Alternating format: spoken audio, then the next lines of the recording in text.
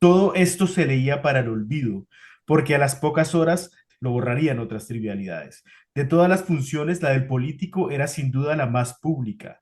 Un embajador o un ministro era una suerte de lisiado que era preciso trasladar en largos y ruidosos vehículos, cercado de ciclistas y granaderos y aguardado por ansiosos fotógrafos. Parece que les hubieran cortado los pies, solía decir mi madre. Las imágenes y la letra impresa eran más reales que las cosas. Solo lo publicado era verdadero. Ese es Percipis, ser es ser retratado. Era el principio, el medio y el fin de nuestro singular concepto del mundo. En el ayer que me tocó, la gente era ingenua.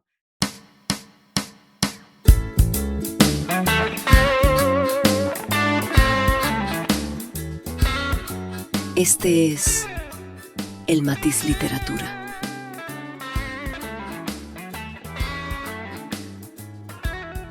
Diana Perico, desde Bogotá, Colombia. Juan Manuel Martínez, desde Gainesville, Estados Unidos. Juan Merchán, desde Montreal, Canadá. Hola, este es el Matiz Literatura. Hoy nos sentamos a hablar de tres cuentos de Jorge Luis Borges. Vamos a hablar de Ulrica, de Utopía de un hombre que está cansado y de There Are More Things. Ulrica, el libro de arena. 1975. Empecemos a hablar de Ulrica. Juan Manuel, Diana, ¿qué les pareció Ulrica? Excelente, excelente. Ah, los tres son de El Libro de Arena, de la colección del Libro de Arena. Entonces es importante señalar eso. Empezamos hoy con nuestro episodio para El Matiz, a través del cual vamos a presentar varios episodios de aquí en adelante sobre literatura y esta temática. Entonces ahí Diana tiene el libro que lo está Está. mostrando. Ese libro que Sí, muestra ahí, ¿cuál es? El Libro de esta. Arena. Sí, este es el libro de arena. Ya veo, sí. Es que si no habla, no me lo proyecta grande. Ah, Vale, bueno. Pues nada, de este nuevo espacio virtual, de lo que se trata es de un espacio básicamente para conversar en torno a la literatura, las artes, los libros, como de una forma un poco más descomplicada y justamente como atendiendo precisamente a esa frase del escritor R.H. Moreno Durán: el placer de la lectura está en la selección anárquica de los libros. Pues creo que esta ha sido una buena selección o un buen libro para empezar este espacio. Y el primero de los cuentos que tenemos acá es el de Ulrica, y este es un relato muy corto, de hecho los tres son relatos cortos, que sucede básicamente en un día y en una noche. Está narrado en primera persona por un personaje que se llama Javier Otálora. Es un profesor ya entrado en años de la Universidad de los Andes que hace un viaje a Inglaterra, a la ciudad de York, y en el lobby del hotel encuentra a una mujer que es descrita de esta manera. Así que voy a leerlo. Fue entonces cuando la miré. Una línea de William Blake habla de muchachas de suave plata o de furioso oro, pero en Ulrica estaban el oro y la suavidad. Era ligera y alta, de rasgos afilados y de ojos grises. Menos que su rostro me impresionó su aire de tranquilo misterio. Sonreía fácilmente, y la sonrisa parecía alejarla. Vestía de negro, lo cual es raro en tierras del norte, que tratan de alegrar con colores lo apagado del ámbito. Hablaba un inglés nítido y preciso y acentuaba levemente las R's. No soy observador. Esas cosas las descubrí poco a poco. bien, ahí entonces con esa introducción pues vemos como un contraste de colores que él trata de dar Borges, que me parece extraño que lo que él habla de la forma en que están vestidos. Podríamos hablar de eso en un rato. Lo que sí me llama ahí la atención es que aparte de esa descripción que da, ella se autopresenta en algún momento, ella se presenta a sí misma y ella dice que soy feminista, no quiero remedar a los hombres, me desagradan su tabaco y su alcohol. Entonces, con esa descripción que acaba de leer Diana de esta mujer, de Ulrica, y con esa cuestión de ser feminista, pero no querer remediar a los hombres, no sé si haya coincidencias con lo que se conoce como el feminismo en el presente o desde una perspectiva que tenga Diana como mujer, no sé qué nos pueda ofrecer ahí al respecto.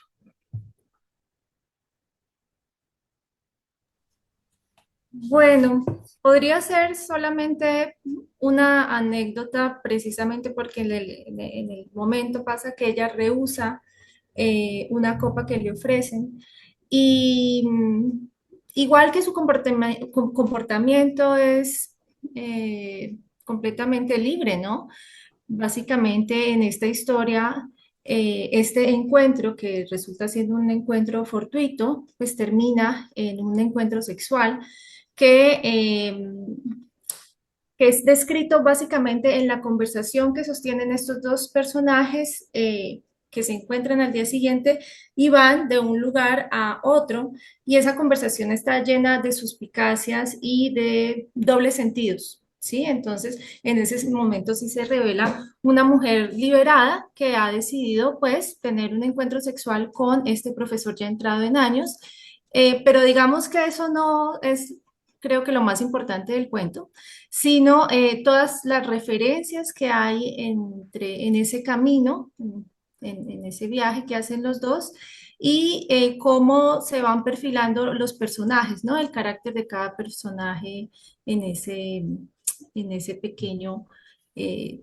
tiempo en que Sí, se conoce. y en esa conversación se nota eso del doble sentido, esa perspicacia de la que habla, porque después el narrador se dice a sí mismo, eh, la frase quería ser ingeniosa y adiviné que no era la primera vez que la pronunciaba. Supe después que no era característica de ella, pero lo que decimos no siempre se parece a nosotros, refiriéndose a eso que dice ella sobre ser feminista.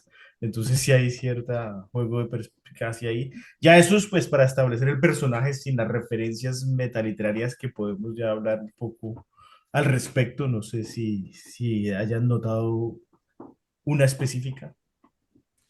Bueno, pues sí, yo encontré una que hace referencia a un escritor de Gran Bretaña que se llama Thomas Kinsey, y su obra ha influenciado mucho a Borges, ¿no? Él escribe una trilogía con base en su propia vida que se llama Confesiones de un inglés comedor de opio.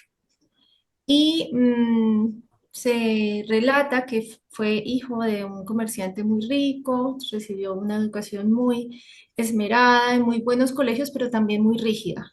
Entonces, el man a los 17 años logra escapar de esa jaula y irse a Gales y de allí a Londres. Y allá, pues, no tiene un peso y consigue vivir como en un palacio, y es una mujer la que le ayuda a sobrevivir durante este tiempo. Ajá, Justo sí, el celular. sí, entonces, o sea, según dice usted, esta mujer representa a la mujer que ayuda de Quincy y de alguna razón Borges la introduce en este relato, como un alter Sí, ego de ella o algo así. bajo el nombre de Ana, ¿no? Entonces hay una breve conversación que dice, nuestros caminos se cruzaban. Ulrica esa tarde proseguiría el viaje hasta Londres, yo hacia Edimburgo. En Oxford Street me dijo, repetiré los pasos de Kinsey que buscaba a su Ana perdida entre las muchedumbres de Londres. Es esa Ana a la que se hace referencia. De Kinsey respondí, dejó de buscarla. Yo a lo largo del tiempo sigo buscándola. Entonces ella dice, tal vez, dijo en voz baja, la has encontrado.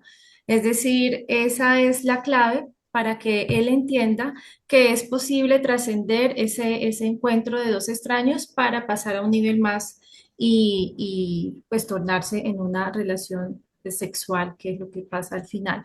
Entonces esa podría ser una de las claves que tiene esta, este cuento, ¿sí? Otra Y de, de esas claves yo creo que la más importante es pues el propio título, ¿no? Ulrica, que es un nombre de una mujer noruega, y el epígrafe con el que inicia el cuento. Bueno, comparto aquí la pantalla. aparece en la tumba de Borges, aparece este epígrafe en el idioma original en noruego y dice que es de Ulrica a Javier Otálora, ¿no? Entonces cabe notar que el protagonista de este relato es Javier Otálora. Tal vez estos cuentos no son tan conocidos en el imaginario popular, por ejemplo, esta colección de arena, pero sí, sí fueron muy importantes para Borges, para su legado, e Pues inclusive ta- ta- está en la tumba. tanto, exacto, tanto que se pongan en la tumba, tiene que ser algo que le llegaba mucho al corazón a Borges, es decir, no sé cuántos cuentos ha escrito Borges, Muchísimos. y que, sí, muchos, y que esta frase de Ulrica haya sido seleccionada como el epígrafe en su tumba es muy, muy diciente, ¿no? De esa cercanía que tenía Borges con este cuento. Sí, y sobre la frase específica, pues no, obviamente no la puedo leer, la encontré fue en inglés, pero básicamente se trata de una espada que se llama Gram, la espada casi que la personifica, ¿no? Y entonces él tomó su espada, Gram, y puso su filo entre los dos, entre ellos dos. Eh, es lo que dice sí, epígrafe. Entonces, básicamente lo que vemos es que la espada impide, en ese mito que está citando ahí Borges, que es de la mitología noruega, lo que hace es que impide, como ese encuentro de los dos, impide esa unión o el acto sexual, ¿no? Entonces lo que encontré un poco por internet lo describen un poco como esa cuestión de la castración simbólica lacaniana, esa cuestión de que hay objetos que representan esta imposibilidad de alcanzar lo que deseamos. En este caso, pues todo el cuento de él tiene esa imposibilidad de alcanzar a Ulrica. Inclusive hasta el final, ¿ustedes creen que la alcanza o que se alcanza a consumar el acto sexual o eso no es importante o qué consideran ahí? Bueno, a ver, yo por ahí vi en internet, tendríamos que de nuevo investigar, que precisamente la espada la usaban para ¿qué serían? Los guerreros, para no tener relaciones sexuales antes de una batalla. Entonces cuando se acostaban con una mujer, ponían la espada en la mitad para que fuera precisamente el obstáculo entre ellos dos. También sería una forma de mantener como la virginidad de esa doncella, pero bueno, ese dato tocaría buscarlo más a profundidad. Entonces usted dice que si es importante o no el acto sexual y realmente en el cuento no hay una descripción explícita de ese acto sexual, pero sí se hace referencia a el ambiente que se da en el momento en que ellos llegan a Torgate y cómo básicamente ese acto sexual se da por la imagen, ¿no? Por la posesión de la imagen de esta mujer. Y es que a lo largo de todo el cuento se está construyendo una imagen, ¿no? Que tiene rasgos que podríamos decir feministas, que también habla de su belleza física, de su belleza intelectual, pero tal vez de la afinidad que hay entre estos dos personajes, ¿sí? Y que eso va a significar para él principalmente, que es el narrador, un encuentro que pues va a ser inolvidable, pero no es precisamente lo Eh, físico, creo que se destaca en este libro. Sí, Borges tiene En un este cuento. epílogo de todos estos cuentos al final de la colección. Es como uno de los pocos epílogos que él escribió, o sea, al final de sus cuentos, como una explicación de ellos. Y lo que él dice específicamente de este cuento es que el tema del amor es harto común en mis versos, en su poesía, no así en mi prosa, que no guarda otro ejemplo que Ulrica. Los lectores, bueno, sí, que Ulrica. Entonces dice que Ulrica es el único relato en el que habla del tema del amor, sí, tal vez entre ese yo borgiano que habla siempre de sus cuentos y una mujer. Entonces sí, tal vez el amor es más relevante ahí. Y lo que decía yo de la imposibilidad de alcanzar su objeto de deseo, creo que eso es más importante, ¿no? Más que realmente alcanzarlo, es eso de intentar alcanzarlo, inclusive cuando ella sugiere que se va a suicidar y a él como que de algún modo siento yo que ignora eso y dice, bueno, eso no es lo que me interesa ahora si se va a suicidar o no, sino vamos a llegar a esa habitación o a ese, como una especie de motel donde se va a realizar el acto que para mí específicamente no se logra, ya lo diré por qué, pero no sé qué más quieren decir ahí al respecto. Sí, había como una referencia al suicidio, pero yo creo que replantearía esa idea de suicidio, y lo pensaría más como una muerte precoz, no tanto un suicidio, porque no sabemos cuáles podrían ser esas causas de la muerte. Ahí básicamente hay una referencia a que es común en esas tierras, eh, decir que quienes se adelantan al futuro piensan que va a morir, ¿no? ¿No? Aquella persona que puede prever el futuro. Y es ella precisamente quien hace este comentario de escuchar un pájaro que está por cantar, ¿no? Y dice, yo estoy por morir, dijo ella. La miré atónito, pero no hay más detalles de cuáles, no se desarrolla, ¿no? Esa idea, si es por una enfermedad, si es que se va a suicidar. O sea, básicamente lo que sucede más adelante es que se apresura el paso, que es como un poco la ansiedad que tiene él para llegar a a este lugar, pero no necesariamente sabemos qué es lo que va a pasar con este personaje. Es un cuento que tiene además un final sumamente abierto y que en ese caso, pues, no sabemos qué va a pasar, ¿no? Y para mí hay una serie de elementos que demuestran la importancia de eso que digo, del hecho de que lo importante es que no se alcance a consumar ese deseo, el objeto de deseo que es esta mujer. Uno de ellos es la insistencia de Borges en Islandia, en los países nórdicos, en Escandinavia. Él tiene como una obsesión, inclusive tiene poemas dedicados a eso. En un poema él dice, Islandia, te he soñado largamente desde aquella mañana en que mi padre le dio al niño que he sido y que no ha muerto, una versión de la Slunga saga, ¿sí? Que es como una saga nórdica que tiene esta tradición. Entonces, para él siempre es importante y lo ve como un misterio, así como hoy día en el presente vuelve a ser un misterio Groenlandia y todo eso que se ha visto en las noticias. Y también el hecho de que al final eh, todo resulta ser una especie de espejo, ¿no? Cuando logran entrar a esa habitación, para mí que todo termina siendo o una ilusión o un reflejo de su deseo, pero no entramos a un plano de irrealidad o del sueño, que lo describe de esta manera. Dice, el esperado lecho, esperado, porque, sí, lecho se duplicaba en un vago cristal y la bruñida caoba me recordó al espejo de la escritura. Entonces vemos cómo todo se ve un reflejo, inclusive ese concepto del espejo de la escritura que es lo que usaba Da Vinci, que era escribir al revés y tenía ciertas propiedades como, no sé, mágicas, alquímicas o algo así, el hecho de escribir al revés.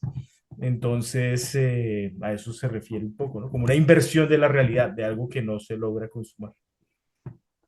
Y pues Porque ese eso precisamente iba a decir, Diana, discúlpame interrumpirte, y es que este cuento, a diferencia de los otros dos que vamos a ver hoy, no tiene ese componente específicamente y, digamos, directamente fantástico que es tan característico en Borges, pero esa frase que acaba de leer Juan Manuel precisamente le da ese componente borgiano a la narración y a la historia y precisamente invita al lector a conocer más de digamos, de las características alquímicas y todo este tipo de comportamientos de escribir al revés, del manejo de los espejos, algo muy presente en la literatura de Borges, ¿verdad, Diana?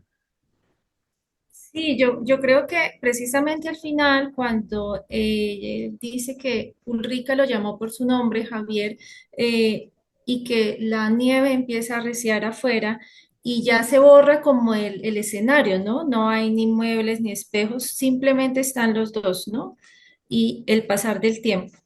Entonces es como un momento surreal, básicamente de un encuentro donde va, la idea del espejo también es pues el reflejo de sí mismo, ¿no? De su experiencia en este lugar y la idea de, a ver, poseído, no sé, así sea la imagen de una mujer.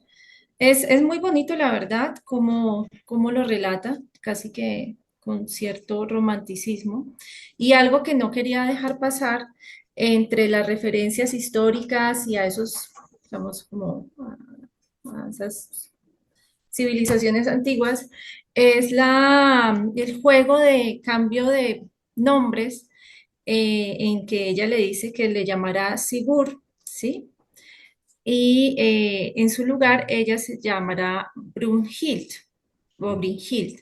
Es otro Y mito. luego hace una referencia a cómo los alemanes dañaron o echaron a perder los Nibelungos, ¿no? Como ese poema épico alemán. Y básicamente esa es una referencia o es una crítica a Wagner y a su trilogía de óperas, El Cantar de los Nibelungos. Y hace referencia a estos dos personajes precisamente porque Brunilda o Brynhild es una valquiria que se enamora de Sigfrido. La valquiria son estas princesas guerreras que a los guerreros que caían en batalla más fuertes se los llevaba a otro lugar que se llamaba el Valhalla, donde iban a tener una segunda oportunidad. ¿Mm? Entonces, estos se enamoran, pero es Sigfrido quien la engaña con otra persona que se llama Gudrun. Y Brunilda se venga de Sigfrido y se suicida. Entonces ahí sí Ok, hay una referencia al suicidio, ok. eh, y a pues denotar como la amplia cultura también de esta mujer y de poder hacer una crítica a Wagner, pues imagínate tú Sí. lo que eso significa. Sí, probablemente también es alguien que conoció en algún viaje a Noruega, algo así, ¿no? La referencia a algo así. Pero pues ya de pronto toca ahí empezar a hablar del siguiente relato. Sin embargo, no podemos dejar pasar la referencia sobre Colombia, ¿no? Porque dice, ella le pregunta que de dónde es y él dice que él es colombiano, ¿no?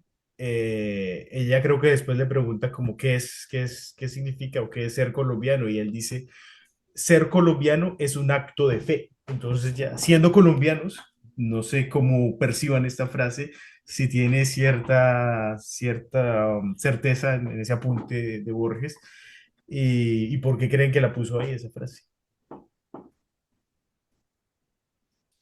Juan, Sí, no sé qué dice Merchan. Merchant. Pues a mí sí pues siempre me pareció fascinante. En realidad es creo que la quinta o la sexta vez que leo Ulrica y siempre encuentro esta afirmación o esta parte del relato muy enigmática, ¿no? Porque si bien sabemos que Borges era un amante digamos, de la cultura y de lo que significa ser argentino. Él mismo daba conferencias en Argentina sobre el tango, sobre tantas cosas que son tan argentinas. Ver esta frase en el único cuento que, según el mismo Borges, es el único cuento de amor, que el personaje sea un profesor de los Andes, de la Universidad de los Andes, que haya nacido en Popayán, que es una ciudad que es periférica, ¿no? No hace parte de las cuatro o cinco grandes ciudades del país. Siempre me pareció enigmático, ¿no? Y esa frase que, bueno, quizá ya ha sido un poco manida, pero ser colombiano es un acto de fe.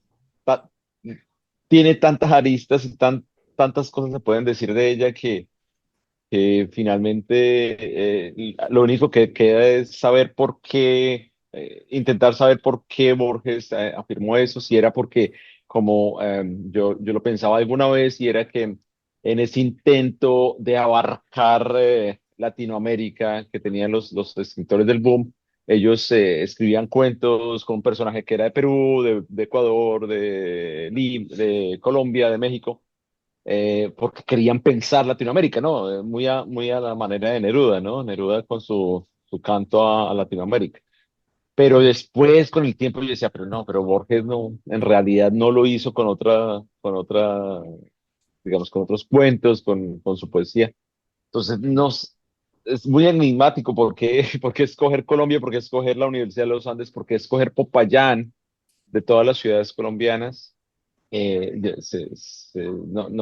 tengo, no me atrevería a afirmar por qué lo hizo, no sé, Diana, Sí, ¿qué hay opinas? un artículo del Tiempo que se llama El sueño que Borges dejó en Colombia y pues él explica que lo invitaron a Colombia un par de veces, que estuvo dando unas charlas en los Andes y demás, pero también lo entrevistan y en la entrevista dice que lo que más admiro de Colombia es que aquí la literatura se toma en serio. Esperemos que sea verdad, al menos este podcast lo demuestra, aunque todos estamos bueno, Diana sí está en Colombia, los demás estamos Estoy en esparcidos. Colombia y claro, vivir en Colombia es un acto de fe, ¿no? Todos los días unas noticias monstruosas de lo que está pasando en todas las regiones de frontera y, bueno, narcotráfico y, bueno, todas las suma de desigualdades. Y si aquí nos tomamos la literatura en serio, puede ser un punto de fuga precisamente, pues porque es mejor estar en ese mundo de las ideas, de la ficción, que en el mundo de la realidad, ¿no? O puede ser una forma de Escapismo. transfigurar esa realidad a través de las palabras y darle otra manera o otro plano de comprensión eh, y de explicación de muchas cosas que, no, que en la realidad no tienen una explicación posible, ¿no? Entonces, no, tampoco entraría como en el plano súper especulativo, pero que un escritor también, a punta de referencias, puede darse todas las posibilidades de ponerse en la piel y en la carne de sus personajes y situarlos geográficamente donde quiera, ¿no? Siempre habrá un significado oculto que no es tan fácil captarlo, ¿no? A pesar del pacto que se hace con la ficción, ¿no? Y es creer que todo lo que nos está contando es real, ¿no? Cada vez que Exacto. abordamos cualquier Igual es cuento, ficción. estamos en ese pacto y queremos creernos esa historia, pero todo es una mentira. Bien, para terminar ahí, entonces vamos con el siguiente relato. Cabe notar, recuerdo que estamos hablando de la colección de arena, del libro de arena de Borges, que fue uno de los últimos que hizo. Y este cuento termina con las siguientes frases. Dice: como la arena se iba al tiempo, secular en la sombra fluyó el amor y poseí por primera y última vez, la imagen de Ulrica. Al final, si existe algún acto de posesión, si algo se consuma, es la imagen, ¿no? Esa imagen que se refleja. Yo lo que veo es que como dije anteriormente, nunca se logra el cometido de este yo borgiano, de este otálora colombiano. Entonces, sí, pues no sé si podemos pasar al siguiente relato. There are more things.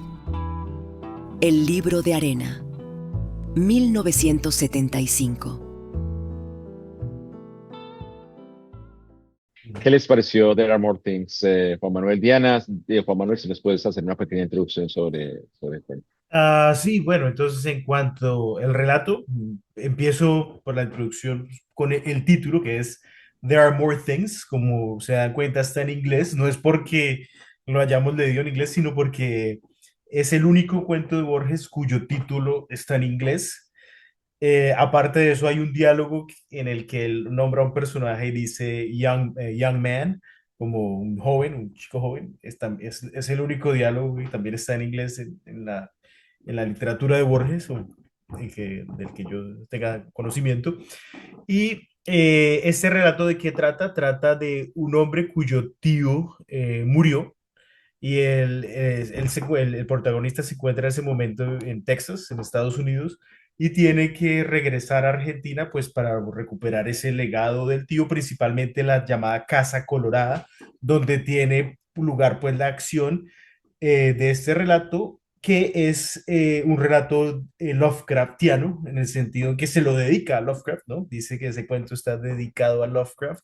Y en ese prólogo, en ese epílogo que les digo que él escribió sobre los cuentos, Borges dice lo siguiente, dice: el destino que, según es fama, es inescrutable, no me dejó en paz hasta que perpetré un cuento póstumo de Lovecraft, escritor que siempre he juzgado un parodista involuntario de Poe. acabé por ceder, el lamentable fruto se titula There Are More Things. Entonces para él, Lovecraft es una parodia de Poe y él está haciendo una parodia de Lovecraft, o sea, una cuestión circular como todo lo que hace Borges. Bueno, este cuento también habla de un sobrino, ¿no? Que está haciendo una investigación y que regresa a la Casa Colorada porque la casa ha sido vendida a un tal Pretorius que la consiguió en un remate y ha decidido vaciarla por completo de los muebles que tenía y construir sus propios muebles. Y ahí empieza lo inquietante del cuento que esta, este diseño interior cambia, esos muebles tienen unas formas, unas figuras como irracionales y creo que esa dimensión terrorífica que empieza a tomar esos rasgos terroríficos en la medida que avanzamos en el cuento es lo que me ha parecido más interesante. Casi que esa búsqueda policial que hace el protagonista, que es el sobrino de quien va a la Casa Colorada, e incluso al final logra entrar en este lugar y mostrarnos de primera mano cómo es la organización del espacio y que hay allí una Ujú.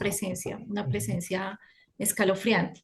Entonces, es precisamente un cuento que sí da cuenta de ese plano terrorífico, fantástico, y es lo que creo que más me gustó del cuento. Ujú. Sí, exacto. Ese plano terrorífico es totalmente Lovecraftiano, partiendo inclusive de la cuestión del tío, porque Lovecraft tiene el cuento, el llamado de Cthulhu, creo que se llama en español el cuento, o la llamada de Cthulhu, en el que también aparece un tío que murió y deja una serie de papeles, de cartas, ¿sí? El tío en este caso es un lingüista, el tío de Lovecraft, pero es básicamente la misma premisa. Lo que veo que mayormente diferencia en este cuento a Borges de Lovecraft es el tamaño, ¿no? Porque Lovecraft escribía unos cuentos larguísimos y con muchos detalles. Digamos que Borges es más conciso y mucho más metareferencial. Por cada línea de este cuento es una referencia a otra cosa que nunca podríamos terminar. Yo no pude observar todas las referencias. Aquí estamos nombrando algunas.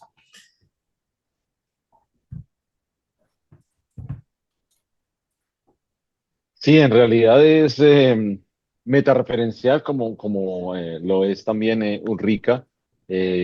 A mí me asustó un poco el cuento, debo decirlo, me causó temor en algún punto. Am, pero también funciona mucho como esa forma de hacer literatura al estilo borgiano, intentando seguir el modelo de otros, de sus grandes maestros, ¿no?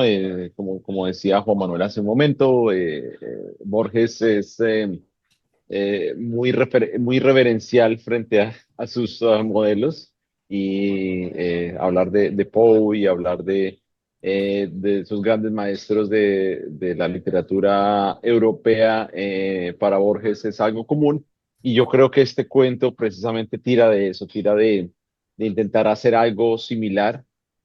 Como siempre, a lo borgiano, ¿no? A lo latinoamericano, teniendo un contexto muy, muy de Buenos Aires, ¿no? Muy argentino. En este ejercicio también que hacía Borges con Bioy Cáceres, y su gran amigo y también escritor, y es llevar la fantasía a Latinoamérica, ¿no? Y eso es lo que hace apasionante a Borges. Diana, te quería preguntar, ¿a ti te causó temor o más allá del temor fue una gran, digamos, una experiencia de lectura? Pues me gustó mucho que en cada pista que daba acerca de este Pretorius, que no se sabe si vivía ahí o no, pero más que me lo imagino como una criatura, ¿no? Una criatura monstruosa que crea su propio nido, ¿sí? Su casa, con esas dimensiones y esas arquitectura irracional, ¿no? Y creo que es lo que más me impacta del cuento. Además, estaba tratando de ubicar una especie de mesa de disección que dice él que tiene forma de V y que en cada una de las puntas tiene como para apoyar la cabeza, o sea que podría tratarse de una criatura de dos cabezas y hace referencia a ciertos criaturas mitológicas como la anfisbena, representada como una serpiente con una cabeza en cada extremo. También hace referencia al Minotauro y a estos personajes o criaturas híbridas, ¿no? Que pueblan, por supuesto, todas las historias de terror, de mitos, de leyendas, y son transfiguraciones de lo humano, ¿no? Son criaturas donde hay más de una categoría, por eso son inconcebibles o son impuras en nuestra sociedad. Entonces, esos límites de lo posible en este cuento es lo que más me gusta y lo conecto, por supuesto, con el plano del terror. Sí, creo que eso es lo que hace al cuento más Lovecraftiano que cualquier otra cosa, en el sentido que no está hablando de escenarios de sueños, de reproducciones de espejismo, sino algún concepto Lovecraftiano que es la cuestión no euclidiana, que es pues lo opuesto a lo euclídico, lo opuesto a la geometría como la conocemos. Eso hace que aparezcan figuras como la que está proyectando ahí Juan Carlos, que es esa anfisbaena, sí, anfisbaenia, que nombra a Borges en el cuento. Entonces, son esas criaturas tan peculiares. Claro, vean, eso no es ni una serpiente, es bien, bien peculiar. Claro, en un momento Sí, dice que es un personaje de otro mundo, ¿no? Que podría ser un alienígena. Y en ese caso, por eso no se muestra de día, apenas se nota que hay luz en esa casa. Y el ejercicio muy interesante de meter este personaje justo al final del cuento dentro de la casa y poder tener un encuentro casi que directo, face to face, con el monstruo que vive allí, es lo que hace que este cuento tenga esa fuerza al final como un knockout y te deja pensando, bueno, ¿cómo me lo imagino yo, no? Tengo una serie de pistas ya cada quien que se lo imagine como quiera. Y yo me lo imagino como ese Axotótlele, creo que se llama, ese criatura que es común en México, que tiene también un cuerpo así viscoso. Entonces Ah, yo pero me eso me lo... parece súper tierno. Sí, es tierno, ¿no? Hay que verlo de cerca. Esos bichitos son más bien agradables. Hay que Yo me verlo. imagino una cosa mucho más asquerosa que Sí, vive no, en esa pero yo casa viera un colorada. bichito de esos de cerca, yo también me asusto. Pero bueno, por ese lado va, mejor dicho. Eh, en cuanto a, ahorita, hace un rato que ustedes mencionaron al señor que compró la casa, Pretorius, Pretorios. Pretorius, sí. Este señor también existió en la vida real, ¿no? A principios del siglo XX, él era conocido como un diseñador, ilustrador de escenarios del teatro. Entonces, hasta los personajes que él menciona también son referencia a otros personajes, eh, no solo el protagonista.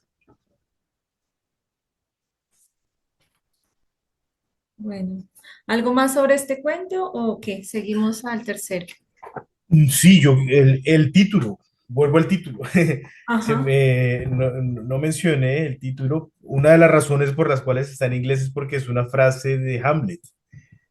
La frase total dice, There are more things in heaven and earth, Horatio, than are dreamt of in your philosophy. Hay más cosas en el cielo y en la tierra, Horacio, le dice Hamlet a Horacio, que aquellas que son soñadas en su filosofía.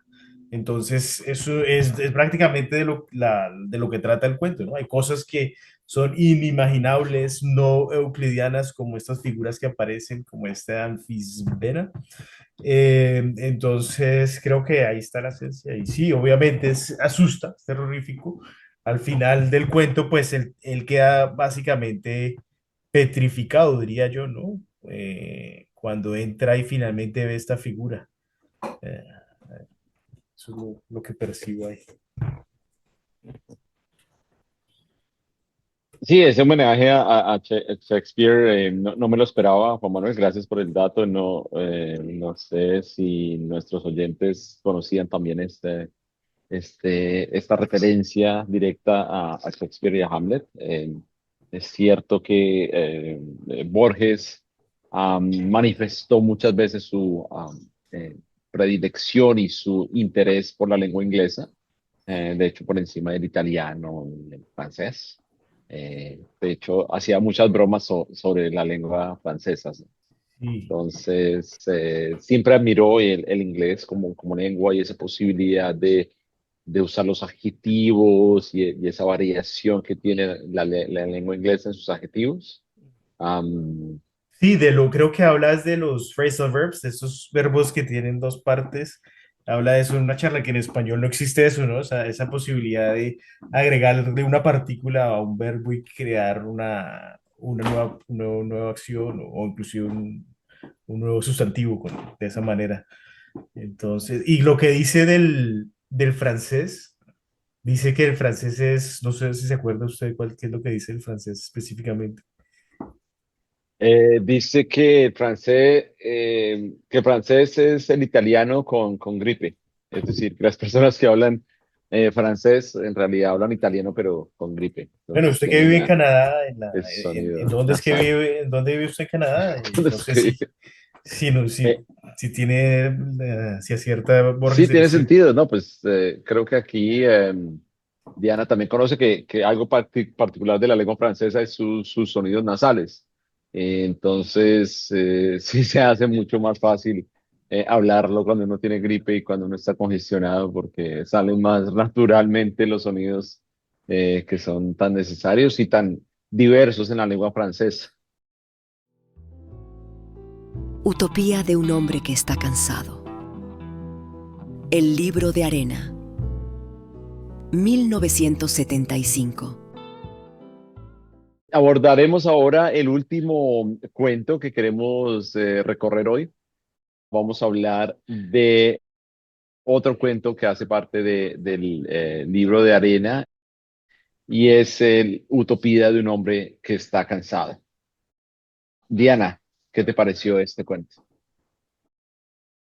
A ver, eh, Utopía de un hombre que está cansado. Me encantó ese plano político y pensar en un futuro de varios siglos en adelante donde se hace como tabula rasa de la sociedad actual, ¿no?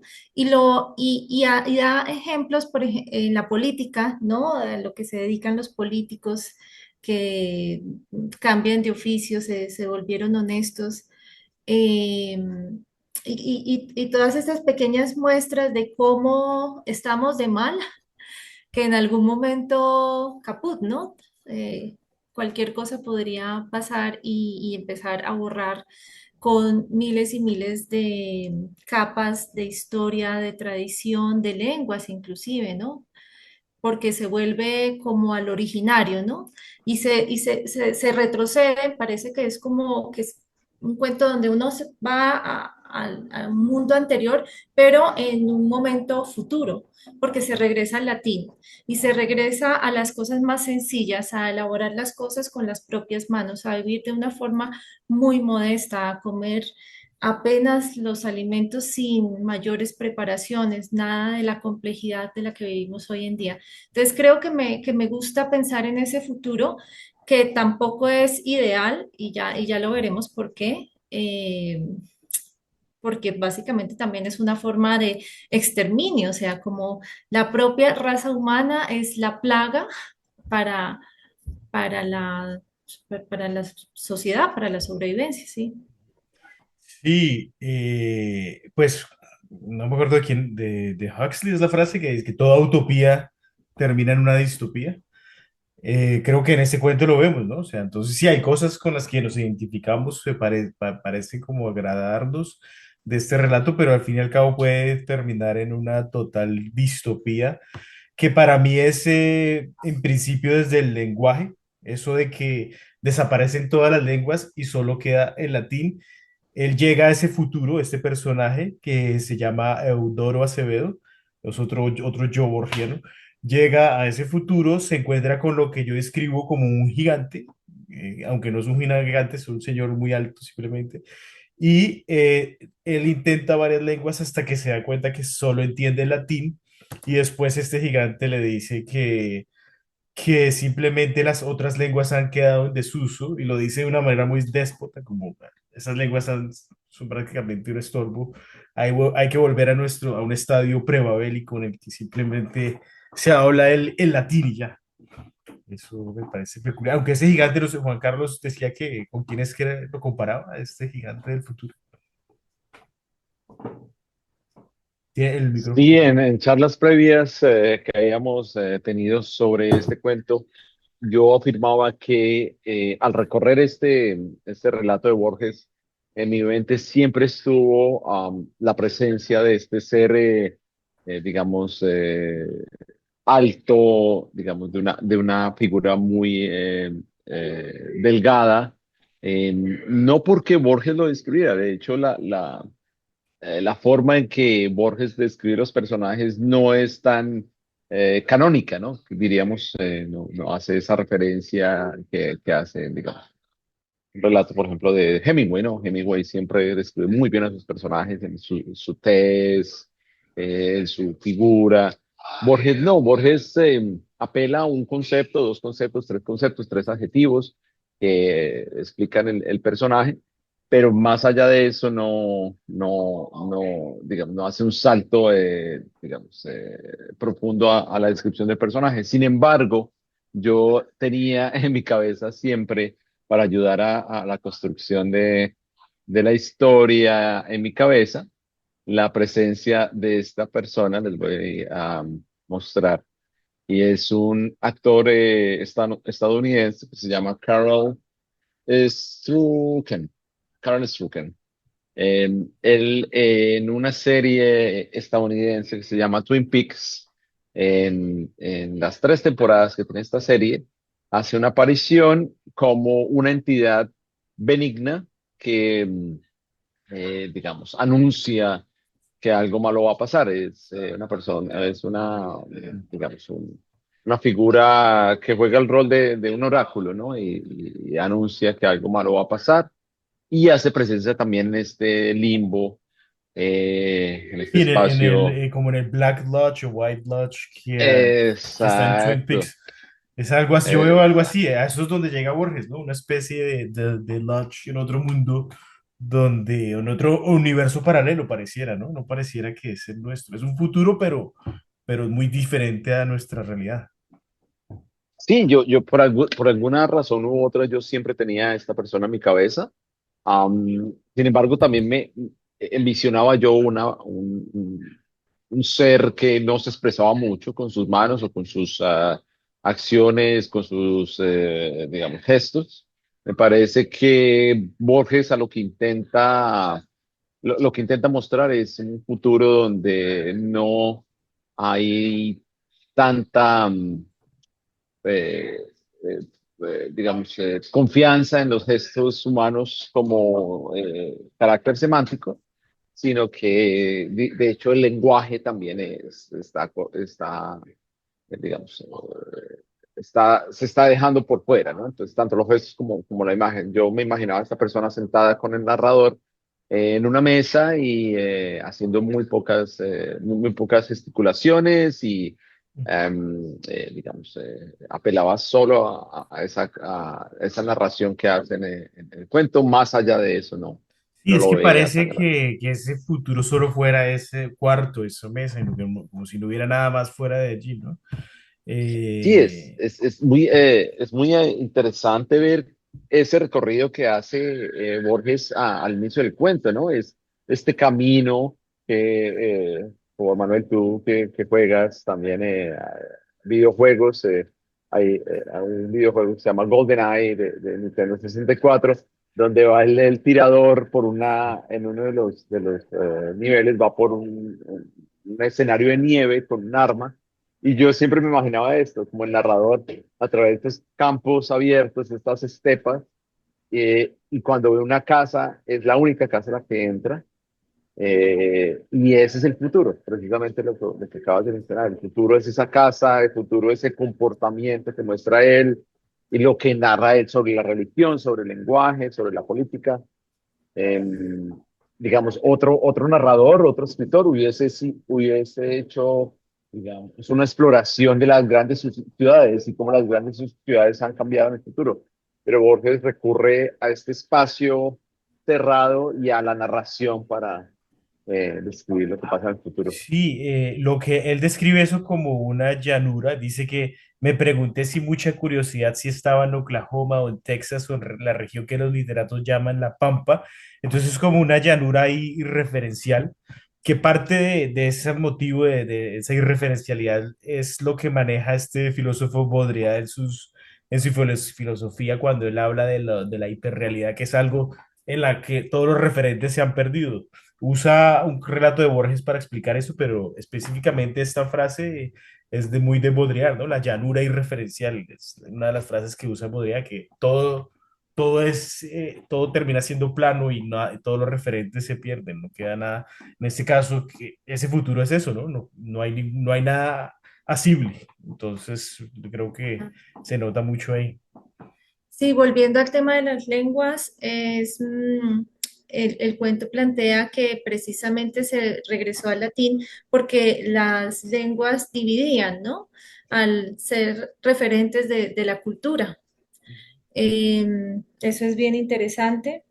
Sí, y lo de las lenguas desaparecen, pero también el gigante sugiere que no hay que fomentar a la especie humana o a la raza humana, no hay que reproducir a la especie humana, básicamente dice. No sé si vieron esa frase. Sí, prácticamente él plantea como una trascendencia o la depuración de la humanidad gracias a su disminución en cantidad y a una especie de política de que cuando la persona llega a los 100 años es dueño de su propia muerte, ¿no? Y puede decidir pues morir, como es lo que vemos en el cuento de este personaje, finalmente llega al final de su vida, está cansado y decide morir.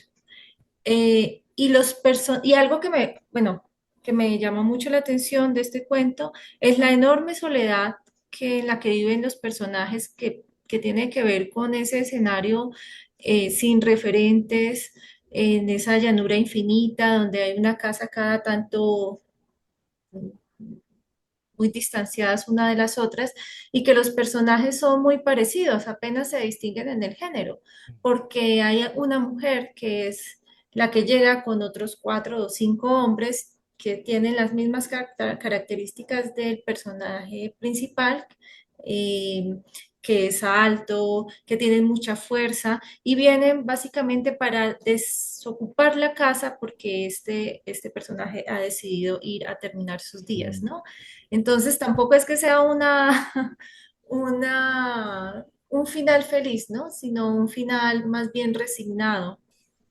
Sí, que es a lo que la ciencia ficción apela un poco, inclusive autores que no son de ciencia ficción como Ulbeck, que hace poco, bueno, hace unos años saca un libro que es Posibilidad de una isla y es algo así, todo el mundo vive aislado y vive casi que una vida eterna porque tiene la capacidad de descargar su conciencia a nuevos cuerpos. Y es algo así, también hay una pérdida del espacio arquitectónico y todo, y cada uno vive como en su propia burbuja, su propia nube, digamos. Entonces, creo que es un motivo ahí repetitivo y eso es lo que hace que este cuento vaya de la utopía a la distopía, porque ahí es cuando Borges se pone muy irónico y hasta controversial, podría decirse, y habla de las cámaras de gas, ¿no? Sí, justo al final habla de las cámaras de gas, dice, a los 15 minutos de caminar doblamos por la izquierda, en el fondo divisé una suerte de torre coronada por una cúpula. Es el crematorio, dijo alguien. Adentro está la cámara letal. Dicen que la inventó un filántropo cuyo nombre, creo, era Adolfo Hitler. Ahí está, pues obviamente dando una vuelta de tuerca total a lo que significan estas cámaras, a lo que significaron en la historia y lo que significan ya en este cuento de ficción. Exacto. Sí, es como una crítica a lo que sucedió en esa época, ¿no? Eso que lo hace desde la literatura. Exacto. Sí. Pero, ¿es una crítica o es una apología? ¿Cómo creen ustedes que los ojos contemporáneos Ok.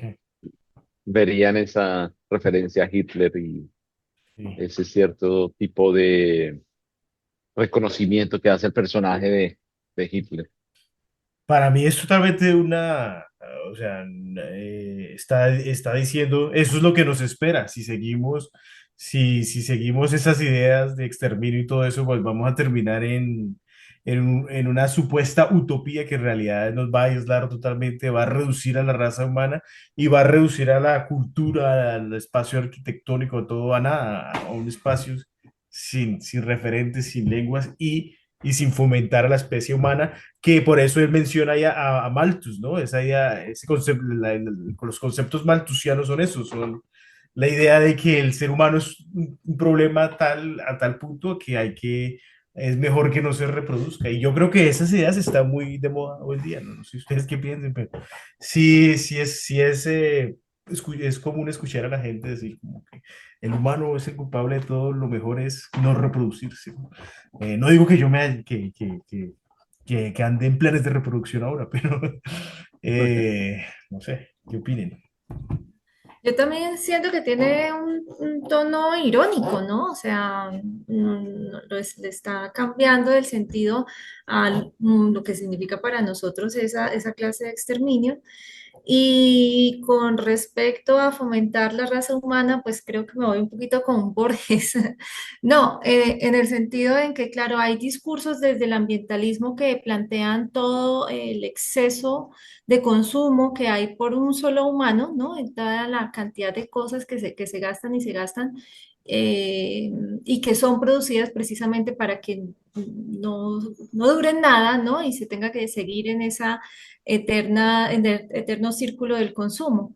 Entonces, me parece que es muy actual, ¿no? Si lo vemos desde la perspectiva o del discurso ambientalista, pero también habrán otros, y en este sentido es cómo podemos hacer que los recursos del planeta alcancen para todos y no queden en manos de unos pocos, como siempre ha sido desde las economías extractivistas. Sí, y yo Entonces, creo que eso es lo que lleva esa idea de entonces fomentar o no fomentar la especie humana, es lo que lleva a la idea principal del cuento de que lo único que queda es la imagen o ser retratado. Eh, Esa frase que él dice ahí en latín, ese est percipi, ser es ser retratado. Entonces, leo ahí ese fragmento que me parece que es el más importante del cuento para que aquí el que esté viendo este podcast se quede con ese fragmento, que resume muy bien ese cuento y tal vez la idea general de lo que hemos hablado hoy un poco. Dice, todo esto se leía para el olvido, porque a las pocas horas la borrarían otras trivialidades, lo borrarían otras trivialidades. De todas las funciones, la del político era sin duda la más pública. Un embajador o un ministro era una suerte de lisiado que era preciso trasladar en largos y ruidosos vehículos, cercado de ciclistas y granaderos y aguardado por ansiosos fotógrafos. Parece que les hubieran cortado los pies, solía decir mi madre.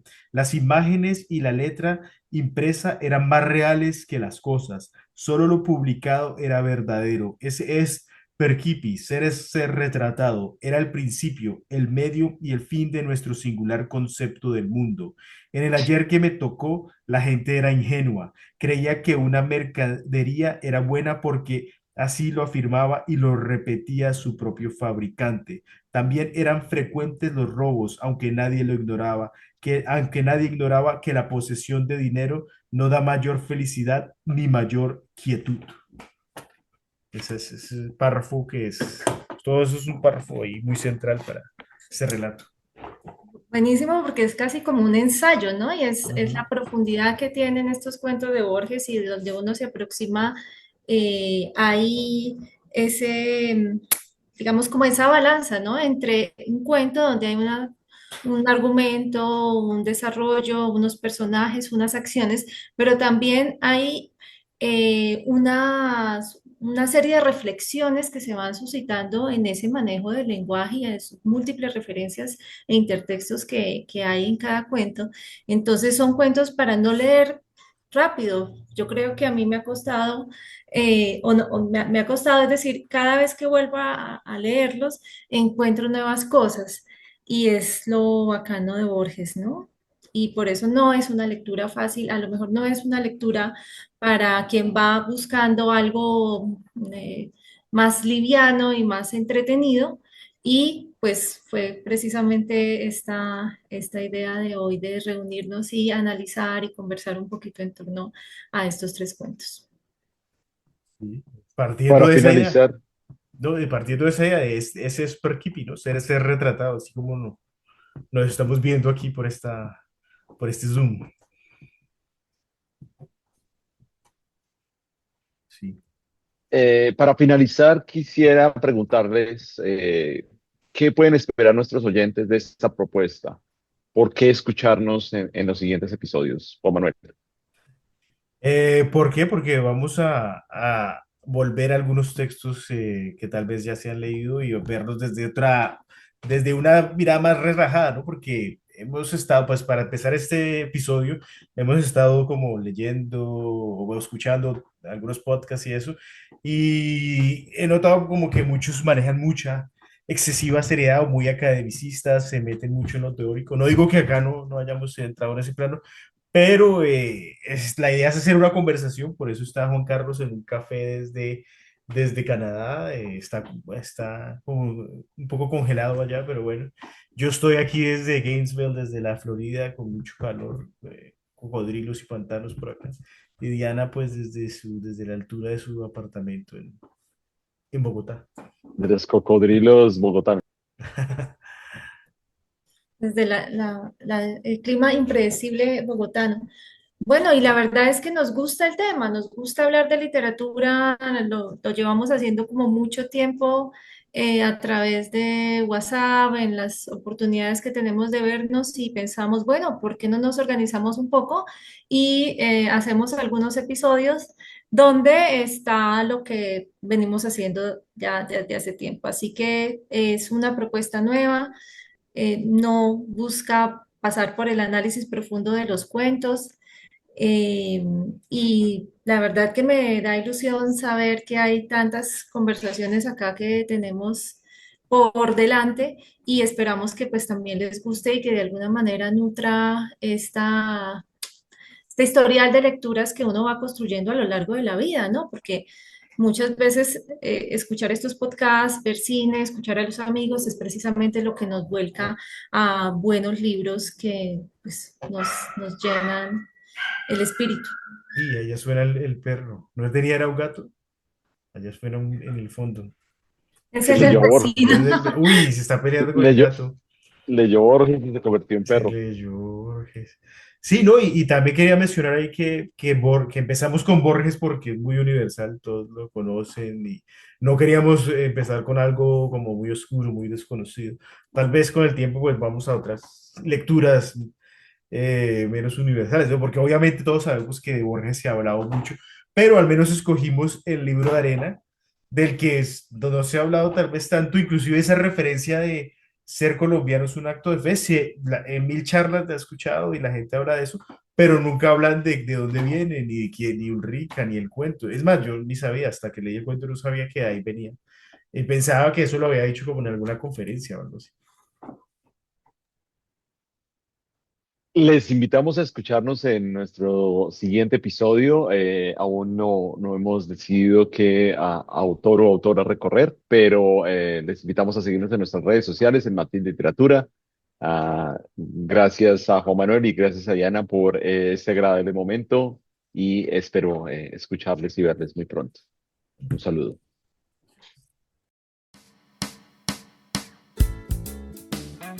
El Matiz Literatura.